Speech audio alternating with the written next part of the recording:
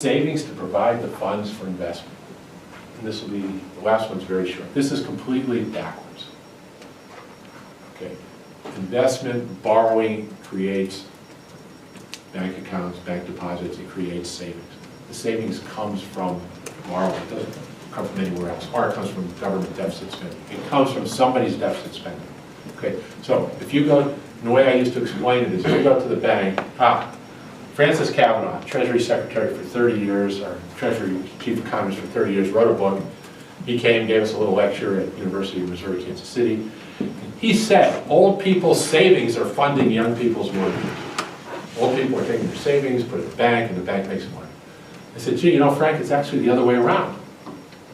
The old person has to sell their house to the young person to get savings. The young person goes to the bank, borrows $200,000. The bank creates a loan, gives the young person the $200,000 in his account. He puts it in the old person's account to buy his house. The house goes to the young person who bought the house. The deposit created by the loan goes to the old person. It's the young guy's $200,000 mortgage that created the deposit that funded the old person's savings. Okay, it's domestic credit expansion that funds savings. And they say the United States is borrowing money from China to fund our trade deficit, or Japan to fund our trade deficit. It's the other way around. I go in to buy a car for $20,000, I get a loan from Citibank, the loan creates a deposit, I give the deposit to Toyota. Citibank's loan funded Toyota's dollars. That goes to the Bank of Japan, they exchange it for yen, it becomes reserves. I get the car instead of the money, I'm happy, that's why I bought it, I wanted the car instead of the money.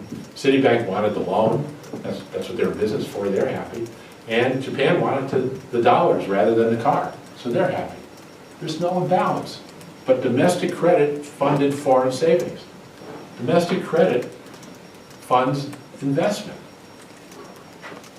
I mean, you know, investment is funded by credit, right? You go out and borrow money to build a factory, that creates that much in deposits, you spend it, paying everybody, and that becomes their savings. The investment creates the savings in monetary terms, every time. There's no other place it can come from. Anyway.